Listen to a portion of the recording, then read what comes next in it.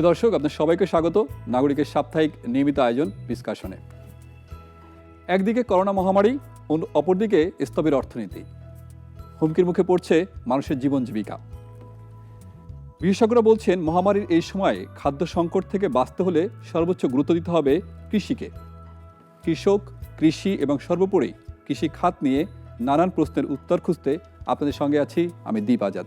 ডিসকাশনের এই পর্বে আমাদের সাথে যুক্ত আছেন মাননীয় কৃষিমন্ত্রী জনাব ডক্টর আব্দুর রাজ্জাক এমপি। জনাব আব্দুর রাজ্জাক, আপনাকে অসংখ্য ধন্যবাদ আমাদের সাথে যোগ দেওয়ার জন্য। আপনাকে অনেক ধন্যবাদ আমাকে নাগরিক টিভির সাথে ডিসকাশন অনুষ্ঠানে সম্পৃক্ত করার জন্য। প্রথমে আসলে আপনাকে আমাদের পক্ষ থেকে একটি ধন্যবাদ দিতে চাই। সেটি হচ্ছে যে অনেক দিন পরে হলেও এবারের বাজেটে কৃষি খাতকে ভালোভাবে গুরুত্ব দেওয়া হয়েছে বলে বিশেষজ্ঞরা বলছেন। আপনার মতামত কি? আমার মতামত হলো, আপনারা জানেন যে এই সরকার জাতির উদ্দেশ্যে নির্বাচনী ইশতেহার দিয়েছিল। তার আগে রূপকল্প 21, যেটাকে আমরা বলি ভিশন ডকুমেন্ট 2021, এগুলোর মাধ্যমে জাতির কাছে প্রতিশ্রুতি দিয়েছিল যে কৃষি থাকবে সর্বোচ্চ অগ্রাধিকারের মধ্যে, এবং কৃষি ক্ষেত্রে আমরা উৎপাদন বৃদ্ধি করব, নিত্য প্রয়োজনীয় জিনিসপত্রের দাম কমিয়ে নিয়ে আসব, এবং এটিও ছিল যে আমরা 15 সালের মধ্যেই খাদ্যের স্বয়ংসম্পূর্ণতা অর্জন করব। এবং আপনাদের মনে আছে এমডিজি গোল, যেগুলো সেটির 1 নম্বর ছিল খাদ্য নিরাপত্তা, দ্বিতীয় ছিল দারিদ্র বিমোচন, স্বাস্থ্য, শিক্ষা, এগুলো, এবং সকল এমডিজি গোল আমরা 17 সালের মধ্যে অ্যাচিভ করব এগুলা। এবং এটিও আমরা বলেছিলাম যে দারিদ্র আমরা অর্ধেকে নামিয়ে নিয়ে আসবো। দারিদ্রের সাথে খাদ্যের একটা বিরাট সম্পর্ক রয়েছে। আমরা বলি 2100 কিলো ক্যালোরি খাদ্য এখন একজন মানুষ যখন গ্রহণ করে প্রতিদিন, তখন বলা হয় যে সে দারিদ্র সীমার নিচে আছে। আর অতি দারিদ্র সেটা 1700 বা 1800 কিলো, সেটি আমরা বলেছিলাম যে এটাও আমরা অর্ধেকে নামিয়ে।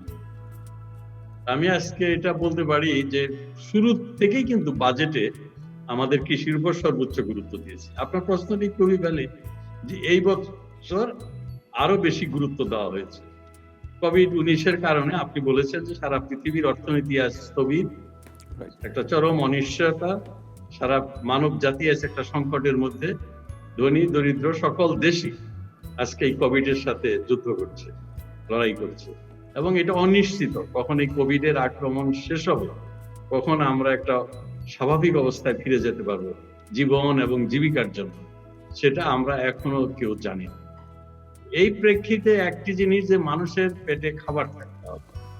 দেশে যদি আন্তর্জাতিক বিভিন্ন সংস্থা, FAO, কৃষি ও খাদ্য কৃষি সংস্থা, জাতিসংঘের IFPRI, international food policy research institute, WFP, আরো অন্যান্য বিভিন্ন সুশীল সমাজের প্রতিনিধিরা, তারা বলেছে এই কোভিডের কারণে নানান দেশে পরিবহন সংকট হচ্ছে, ইনপুটস পাওয়া যাচ্ছে না, এবং কৃষির জন্য যে সকল পণ্য উপকরণ দরকার সেগুলোর অনেক জায়গায় ঘাটতি হবে, নানান কারণে যেতে পারবে না। এতে করে কৃষির উৎপাদন কমে যাবে এবং কৃষিতে একটা সংকট হতে পারে এবং মহামারী, দুর্ভিক্ষ হতে পারে।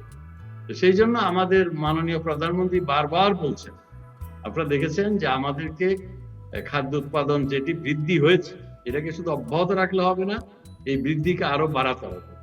এবং উনি এটিও বলেছেন এর জন্য আমরা সর্বাত্মক সহযোগিতা করব, এবং যে ধরনের অর্থ বরাদ্দ দরকার সেটি দিতে আমরা দ্বিধা করব। আপনারা দেখেছেন যেদিন ADP NEC তে, ন্যাশনাল ইকোনমিক কাউন্সিলে অ্যাপ্রুভড হয়, সেদিন কিন্তু মাননীয় প্রধানমন্ত্রী একটি কথা বলেছেন, এবং সেটি পরে আবার ইকো করেছে, মানে আবার তুলে ধরেছে পরিকল্পনা মন্ত্রী এবং অর্থমন্ত্রী, যে কৃষির জন্য এবং স্বাস্থ্যের জন্য বছরের মাঝখানেও যদি নতুন কোনো প্রকল্প আসে, আমরা মনে করি এটি দরকার, একটা প্রকল্প করতে তো সময় লাগে, সেইটাও আমরা আগামী বাজেটে সম্পৃক্ত করব।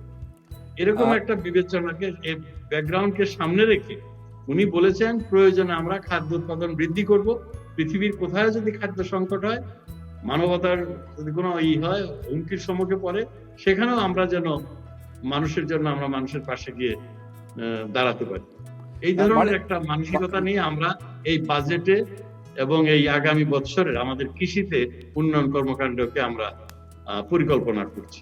জি, মাননীয় মন্ত্রী, অনেক ভালো ভালো দিক আছে বাজেটের, তারপরেও এই বাজেট নিয়ে যারা মানে বিজ্ঞজন তারা বলছেন কিছু কমতিও আছে বাজেটের। আমি কয়েকটি পয়েন্ট আপনার সামনে তুলতে চাই। তার মধ্যে একটি হচ্ছে যে করোনা ভাইরাসের প্রভাবে ক্ষতিগ্রস্ত কৃষকদের বাঁচানোর জন্য তেমন কোনো সুনির্দিষ্ট দিক নির্দেশনা নেই বাজেটে।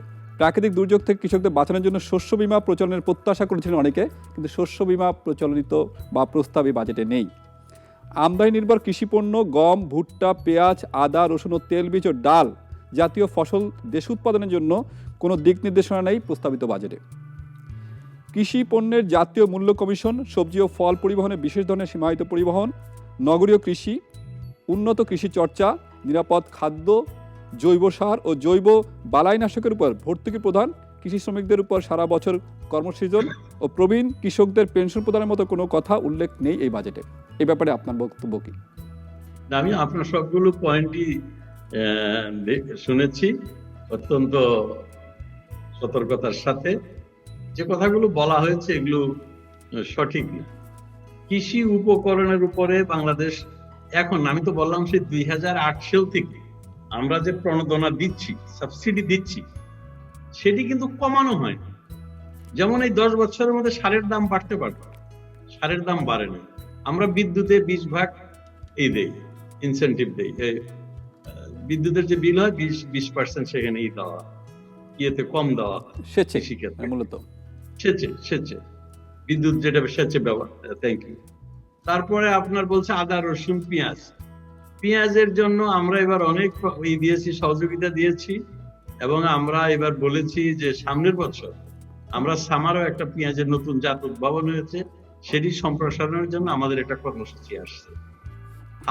হলুদ, আদা এগুলো আপনার জন্য মাত্র 2% ইন্টারেস্টে কৃষককে লোন দেওয়া, তাদেরকে ঋণ দেওয়া।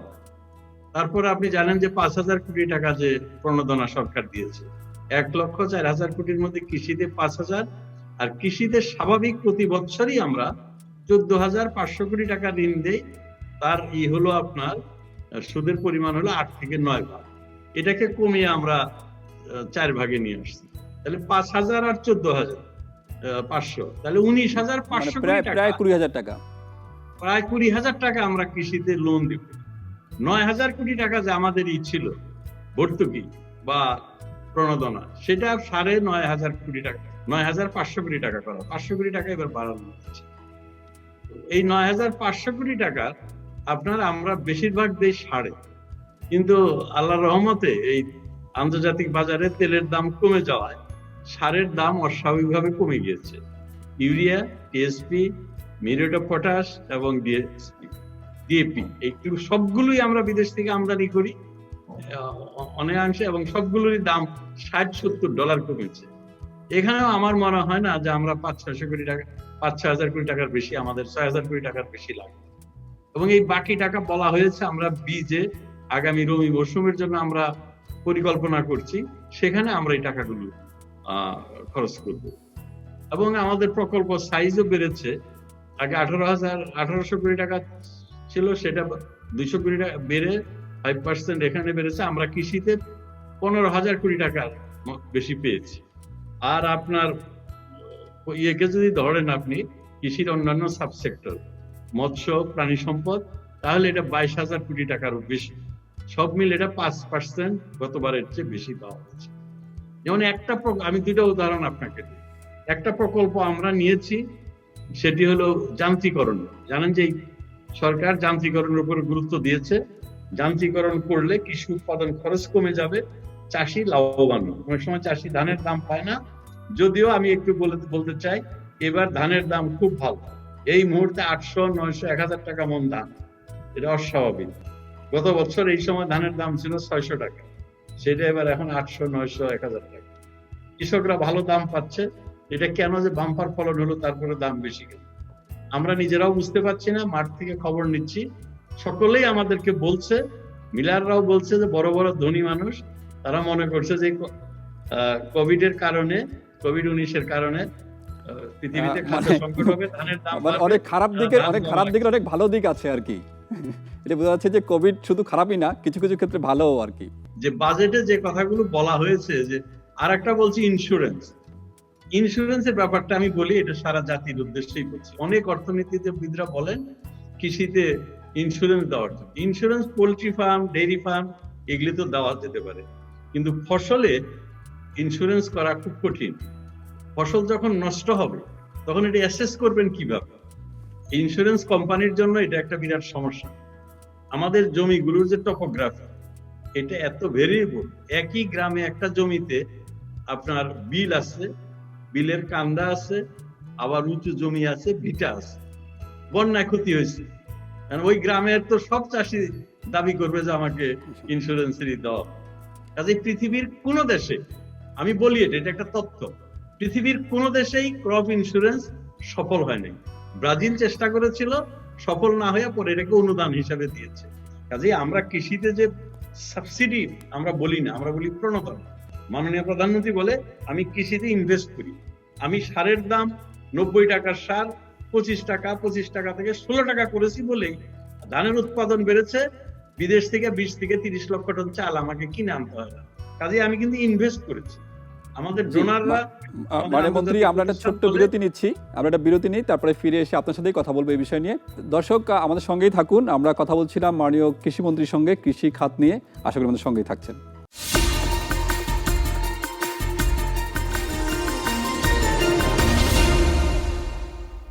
বিরতির পর আবারও স্বাগত ইসলামী ব্যাংক নিবেদিত ডিসকাশনে। কথা বলছিলাম গণপ্রজাতন্ত্রী বাংলাদেশ সরকারের মাননীয় কৃষিমন্ত্রী জনাব ডক্টর আব্দুর রাজ্জাক এমপির সঙ্গে।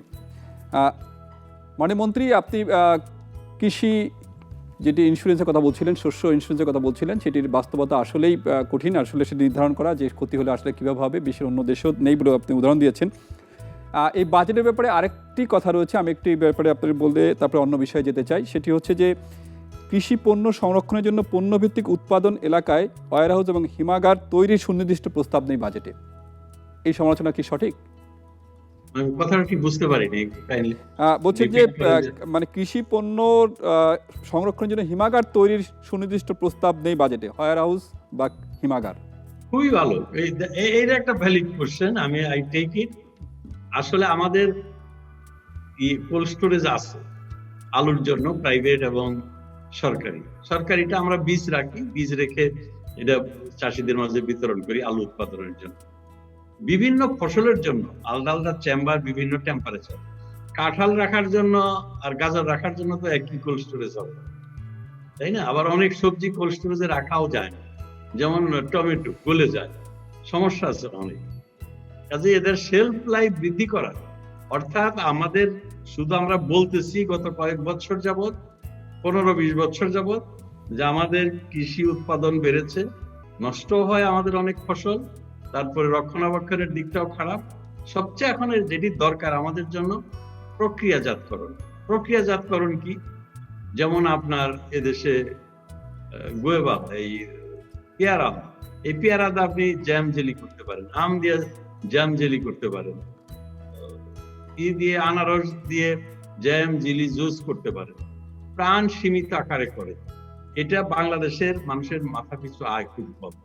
কোন রকম 4টা ভাত যদি আপনার মরিচ নাই বললাম, বেগুন অথবা কচু দিয়ে কোন রকম খেতে পারে, তাতেই তারা খুশি। তাদের আয়টা কম। এই আয় দিয়ে আমাদের যে এখন উৎপাদন ক্ষমতা, উৎপাদনের যে পর্যায়ে গিয়েছে, যে প্রযুক্তি আমরা আহরণ করেছি এবং যে উৎপাদনের ইনফ্রাস্ট্রাকচার গড়ে উঠেছে, বিশেষ করে হাই ভ্যালু, উচ্চ ফলনশীল, উচ্চ অর্থকরী ফসল, শাক সবজি ফল, এগুলো খাওয়ার মতো মানুষের পর্যাপ্ত আয় নেই। এটা একটা বিরাট সমস্যা। দুধ 25-30 লিটার দুধ হয় একটা গাভী থেকে। যে দুধ হয়, এই দুধ খাওয়ার মানুষ কেনার মতো মানুষ আমাদের দেশে। এই দুধ থেকে আইসক্রিম করা যায়, দুধ থেকে কত প্রোডাক্ট হয়, কিন্তু সেগুলার সীমিত বাজার। এই সকল কারণে আমাদের এই প্রক্রিয়া, এখন আমাদের মূল ফোকাসই হওয়া উচিত যে কৃষি পণ্যকে এর সাথে ভ্যালু চেইন, ভ্যালু এডিশন, যেটা মূল্য সংযোজন কিভাবে করা যায়। আমি একটা উদাহরণ সবসময় দিই, আবারও আপনার সামনে দিচ্ছি। বাংলাদেশে আপনি নিশ্চয়ই খেয়েছেন বা বিদেশে গিয়ে খেয়েছেন, সিরিয়াল কর্ন দিয়া, ভুট্টা দিয়া সিরিয়াল, কর্ন সিরিয়াল খেতেও বেশ মজা লাগে। 375 গ্রাম বা 400 গ্রাম, অর্থাৎ 1 কেজিরও অর্ধ কেজিরও কম, সেটির দাম হলো এই মুহূর্তে আপনার 200-250 টাকা।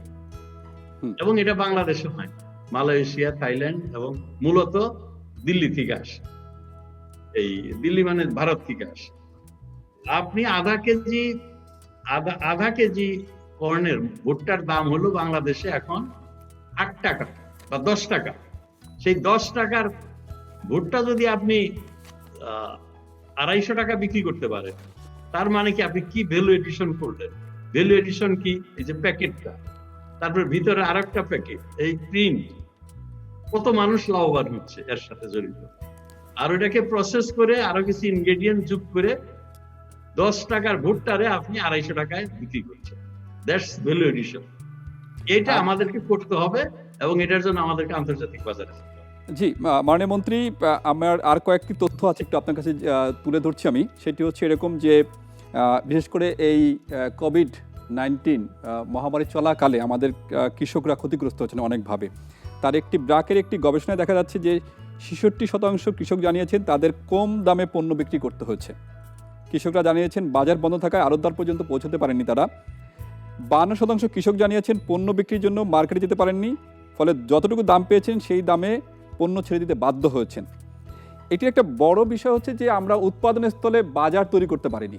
এটি কি একটা আমাদের ব্যর্থতা কিনা? আমরা দীর্ঘ কয়েক দশক ধরে কৃষির উপর নির্ভরশীল, কৃষি আমাদেরকে খাদ্য স্বয়ংসম্পূর্ণ করছে, সব কিছু করছে, কিন্তু আমরা উৎপাদনের স্থলে বাজার তৈরি করতে না পারার কারণে কৃষক কিন্তু আপনার ন্যায্য মূল্য পাচ্ছে না, ফলে তিনি উৎপাদনে মানে আবাদে গিয়ে তিনি তার উৎস হারিয়ে ফেলছেন। এই প্রশ্নটাও খুবই ভ্যালিড, খুবই যুক্তিসঙ্গত। প্রথম যখন লকডাউন শুরু হলো তখন তো পরিবহন একদম বন্ধ ছিল, একদম বন্ধ। এই বন্ধের কারণে তখন বাজারে তরমুজ দাম ছিল।